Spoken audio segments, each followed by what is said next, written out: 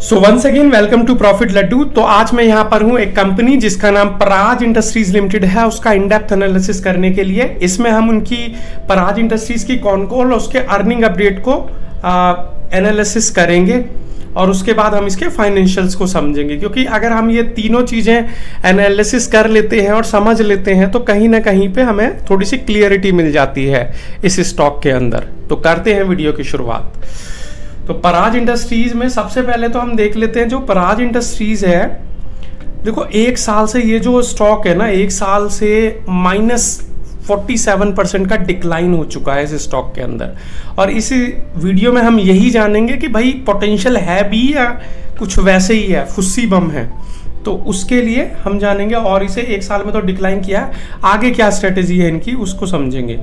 तो सबसे पहले जो मैनेजमेंट कमेंट्री थी इनकी, उसकी रिसर्च रिपोर्ट में यही है कि जो आशीष गायकवाड़ जी ने कहा कि कॉन्शियसली उन्होंने इथोनेल मार्केट पर 20% का जो EBP, ये क्या है, EBP अचीवमेंट किया है। EBP अचीवमेंट मतलब होता है इथेनॉल ब्लेंडिंग प्रोग्राम में 20% अचीव कर लिया है, ठीक है, टारगेट का। और जो उन्होंने और दूसरी चीज जो मेंशन की है वो है कि जियोपॉलिटिकल अनसर्टेनिटीज बहुत ज्यादा है मार्केट में। यूएस टैरिफ पॉलिसीज इंपैक्ट कर रही हैं उनके कैपेक्स डिसीजंस को, यानी कंपनी पूरी तरह से केपेक्स नहीं कर पा रही, क्योंकि इस कंपनी का सबसे बड़ी चीज क्या है, बायोफ्यूल का बिजनेस है ना, जो सबसे ज्यादा कंट्रीब्यूट करता है। और ये इंटरनेशनली बहुत एक्टिव है, 100 से ज्यादा कंट्रीज में है इनका जो प्रेजेंस है। तो कहीं ना कहीं पे जो जियोपॉलिटिकल अनसर्टेनिटीज है ना, तो उसका काफी इम्पैक्ट पड़ रहा है, जिसकी वजह से अगर ये केपेक्स कर दें फिर बाद में सारी चीजें मतलब साफ ना हो, जो यूएस की टैरिफ वगैरह है, तो फिर कहीं पे कंपनी को दिक्कत आ सकती है। इस वजह से केपेक्स डिसीजंस में कहीं ना कहीं पे वो इम्पैक्ट कर रहे हैं अभी के लिए।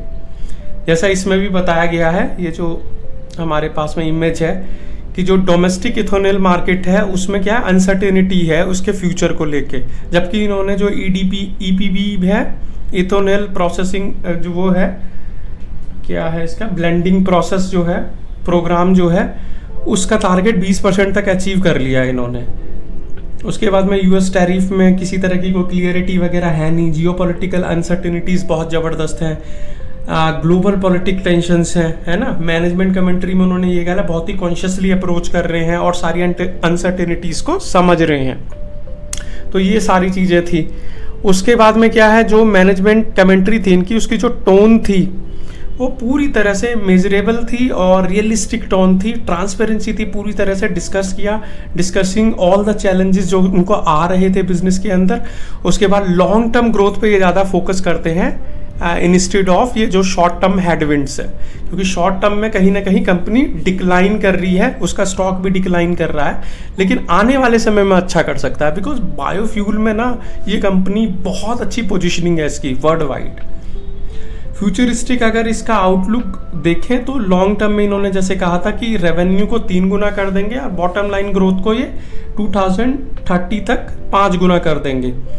स्ट्रॉन्ग ऑर्डर बुक है। अभी इनको जो ऑर्डर मिला था रिसेंट 795 करोड़ का था, जो फर्स्ट क्वार्टर में मिला था 25-26 में, जो सेफ है, सस्टेनेबल एविएशन फ्यूल है, seen as a major growth driver की तरह देखा जा सकता है। जो सस्टेनेबल एविएशन फ्यूल है उसको भी ये बनाने का प्रयास कर रहे हैं। Focus on the bona fide expansion, यानी पहले से ही कुछ जो इनके एग्जिस्टिंग प्लान्स हैं उनको थोड़ा सा मतलब मॉडिफाइड वगैरह करके तो उसको एक्सपेंशन करने का सोच रहे हैं फ्लेक्सी फ्यूल व्हीकल्स के थ्रू।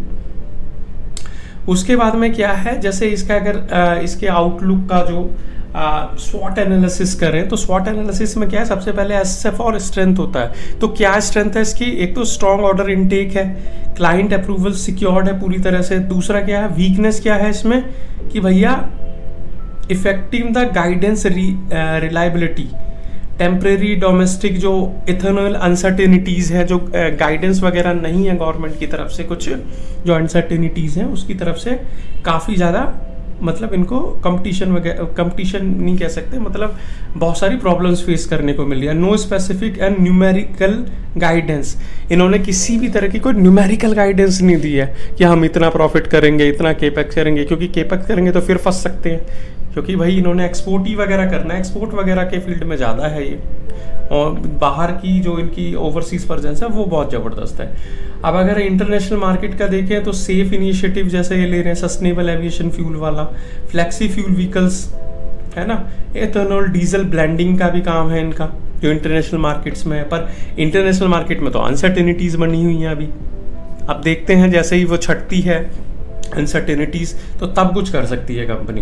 पॉलिसी अनसर्टेनिटीज़ बहुत ज़्यादा हैं, जैसे EBP जो 20 प्रोग्राम कंप्लीशन है वो तो इन्होंने कंप्लीट कर लिया है, लेकिन फिर भी पॉलिसी में क्लियरिटी नहीं है। तो ये इनका स्वॉट एनालिसिस था, एक में स्ट्रेंथ देख रहे थे, दूसरे में वीकनेस, तीसरे में अपॉर्चुनिटी और चौथे में थ्रेट्स क्या है इस बिजनेस के अंदर। उसके बाद में क्या है कि जो इंडस्ट्री और ये जो है ना मैक्रोज है, इंडस्ट्री का क्या पोजीशन है कि 20% टारगेट इन्होंने तो अचीव कर लिया, लेकिन slow down in immediate demand, लेकिन डिमांड में अभी भी स्लो डाउन है। जो सेफ है यानी एविएशन फ्यूल वगैरह जो है उसका regulatory backed global growth opportunity, वैसे उसको रेगुलेट करना बहुत ज़रूरी है, वो तो एक ग्लोबल अपॉर्चुनिटीज़ है, जबकि ग्लोबल ब्रांड जो पॉलिसीज़ हैं, जियोपॉलिटिकल अनसर्टेनिटीज़ हैं, वो अभी भी इस जो सेक्टर के अंदर, इंडस्ट्री के अंदर बनी हुई हैं। बायो बिटुमिन कमर्शियलाइजेशन जैसे चीज़ें हैं जो इनकी स्ट्रैटेजीज़ हैं। इमर्जिंग सेफ अपॉर्चुनिटी जो है एविएशन फ्यूल को लेकर है। CBG लीडरशिप, CBG मतलब कंप्रेस्ड बायोगैस जो है इनकी, तो उसको लेकर भी इनके बहुत सारे प्लान हैं। या एथेनॉल ब्लेंडिंग को लेकर है, वो भी इन्होंने पॉज कर दिया है प्लान, है ना। पॉज इस वजह से कर दिया है बिकॉज कोई ठोस पॉलिसी क्लियरिटी है नहीं, इस वजह से। तो इसी वजह से इस कंपनी का प्राइस थोड़ा सा डिक्लाइनिंग कर रहा है, बाकी और कोई प्रॉब्लम नहीं है, क्योंकि ग्लोबल अनसर्टेनिटीज़ खा जा रही हैं इसको, और जो यहाँ पर कोई पॉलिसी की कोई क्लियरिटी नहीं मिल पा रही, इस वजह से। नहीं तो कंपनी बहुत ज़बरदस्त है पराज इंडस्ट्रीज़। अगर पराज इंडस्ट्रीज़ का पीयर कंपैरिजन करें और कंपनी की तो स्ट्रैटेजिक पोजीशन जो बायो इंडस्ट्री के अंदर है इसकी, वो बहुत ज़बरदस्त है। ग्लोबल परसेंट जैसा मैं कह रहा था ना, ग्लोबल परसेंट बहुत ज़बरदस्त है। नॉट एक्सपेक्टेडली मैंशनड, इन्होंने मेंशन नहीं किया है, भील वालों ने भी और थर्मैक्स वालों ने भी, इनकी कोई खास पोजीशनिंग नहीं है। टेक्नोलॉजी फोकस इनकी बहुत, बायो प्रिज्म टेक्नोलॉजी और बायो एनर्जी में बहुत अच्छी पोजीशनिंग है इनकी, कोई किसी तरह की कोई पोजीशनिंग नहीं है दोनों की।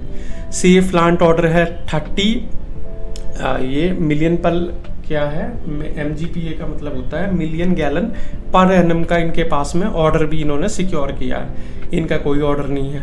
इनका जो PE रेशो है 33 है, तो 33 इनके कंपेयर में, इसका जैसे थर्मैक्स का 59 है और भेल का 135, इनके कंपेयर में काफ़ी कम है, यानी कि वैल्यूएशन ठीक ठीक है पी को अगर मद्देनज़र रखा जाए। उसके बाद में क्या है, बिजनेस रिस्क और कंसर्न अगर देखें तो मार्जिन प्रेशर बहुत ज़बरदस्त है, क्योंकि अगर प्रॉफिटेबिलिटी रिड्यूस होती है तो ओवरऑल फाइनेंशियल्स पे इम्पैक्ट पड़ता है उसका। रेवेन्यू में वॉलेटिलिटी बहुत ज़बरदस्त है। जियोपॉलिटिकल अनसर्टेनिटीज़ तो है ही है इसके अंदर जो रिस्क है। पॉलिसी डिपेंडेंसी कुछ क्लियरिटी है नहीं। सेक्टर कंपटीशन अलग से है, वो प्रॉफिट मार्जिन्स को और अलग से इरोड कर रहा है, ठीक है।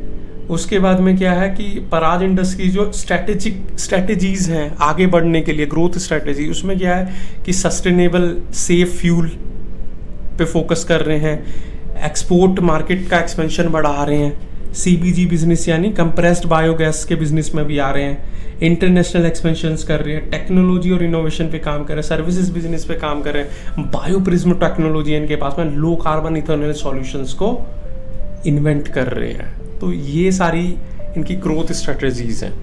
उसके बाद में क्या है कि फिक्स्ड, अगर वेरिएबल कॉस्ट की बात करें तो जो न्यू जनरेशन बायोफ्यूल है तो उस तरह की ये फैसिलिटी देना चाह रहे हैं जो 76 करोड़ कॉस्ट इम्पैक्ट करेगी, है ना। Higher site activity cost on the CBG segment पे, जैसे कंप्रेस्ड बायोगैस वगैरह पे ये थोड़ा पैसा इन्वेस्ट कर रहे हैं, तो उस पर काफ़ी इनका टाइम लग रहा है। पैट इनका डिक्लाइन कर रहा है अभी करंट में, तो यार बहुत मतलब पैट भी डिक्लाइन कर रहा है और सेल्स डिक्लाइन भी कर रही है। 6.9% की सेल्स डी ग्रो कर रही है और पैट भी इनका 22.7% से डी ग्रो कर। तो यहाँ पे भी देखा जाए पैट भी डिक्लाइन, सेल्स भी डिक्लाइन, साइट एक्टिविटी कॉस्ट चल रही है तो उस पर कंस्ट्रक्शन पे मतलब पैसा वगैरह लग रहा है तो उस वजह से कैश फ्लो भी नहीं उतना अच्छा हो पा रहा, फिक्स्ड कॉस्ट का इम्पैक्ट अलग से पड़ ही रहा है। तो ये चारों चीज़ें भी फेवर में नहीं आ पा रही अभी इनके, इस वजह से ये थोड़ा सा डिक्लाइनिंग मोड में है। अगर हम इसकी मार्जिन क्वालिटी को देखें तो भैया फर्स्ट क्वार्टर में जो इबिटा मार्जिन है 4.9% का रह गया है, जो कि लास्ट ईयर कितने का था 13.16 का, लगभग आधे का भी आधा हो गया है।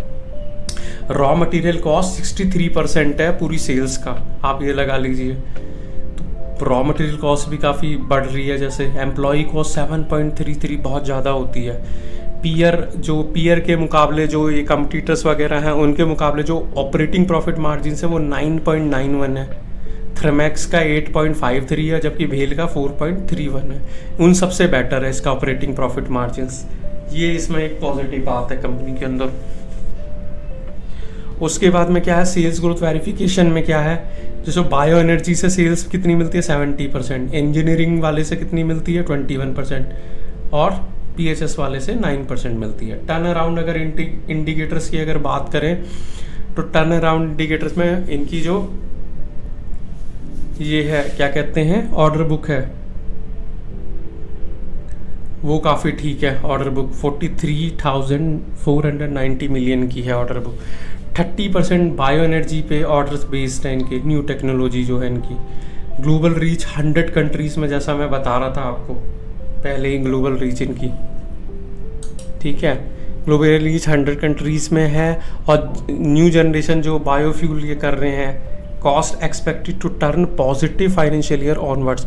ये कह रहे हैं कि हम लास्ट तक फाइनेंशियल ईयर जो 2020 और 26 है उसको पॉजिटिव कर लें, क्योंकि नेक्स्ट जनरेशन बायोफ्यूल टेक्नोलॉजी का यूज़ कर पा रहे हैं। जैसे इनके इससे भी पता चलता है, ये जो इमेज है, ऑर्डर बुक बहुत अच्छी है, न्यू टेक्नोलॉजी इनिशिएटिव ले रहे हैं जो बायो एनर्जी में ग्लोबल वर्जन्स 100 ग्लोबल प्रेजेंस जो है इनकी, वो जैसे ग्लोबल प्रेजेंस दिखाई दे रही है 100+ कंट्रीज़ में है। न्यू जनरेशन जो बायोफ्यूल टेक्नोलॉजी है उस पर काम कर रहे हैं।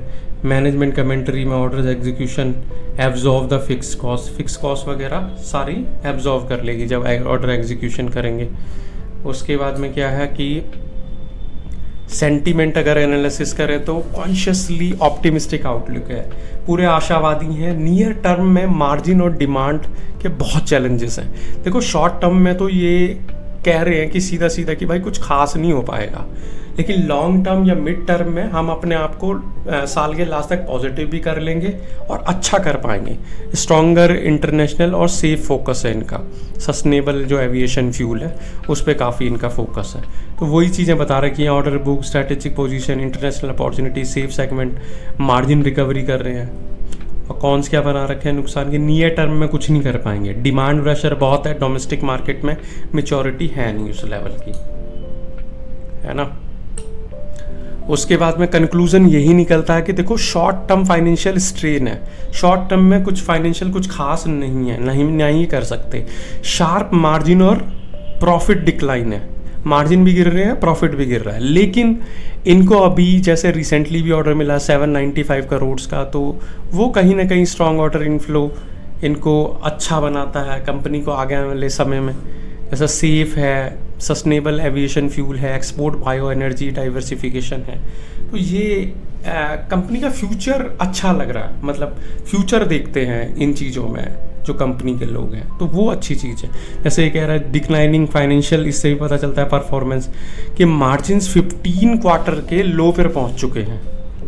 Mid term to long term growth देखने को मिलेगी इसमें, यानी अभी नियर बाय में तो कुछ नहीं देखने को मिलेगा, क्राइसिस ही मिलेंगे, लेकिन आगे आने वाले समय में काफ़ी अच्छा कर सकती है कंपनी, जिस तरह से मैनेजमेंट कह रहा है, क्योंकि न्यू रेवेन्यू स्ट्रीम्स बन जाएंगे और ट्रेडिशनल जो इनका एथेनॉल का बिजनेस था उससे बाहर निकल के कुछ और, जैसे ये सेफ सस्टेनेबल एविएशन फ्यूल की तरफ चले जाएंगे, एक्सपोर्ट और बायो एनर्जी डाइवर्सिफिकेशन की तरफ चले जाएंगे, तो तब इसमें कुछ देखने को मिल सकता है।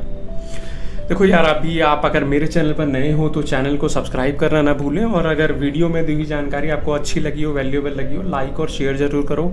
स्टॉक मार्केट से रिलेटेड या पर्टिकुलर इस स्टॉक से रिलेटेड या कोई भी आपका क्वेश्चन हो तो उसे कमेंट बॉक्स में ज़रूर लिखा करो।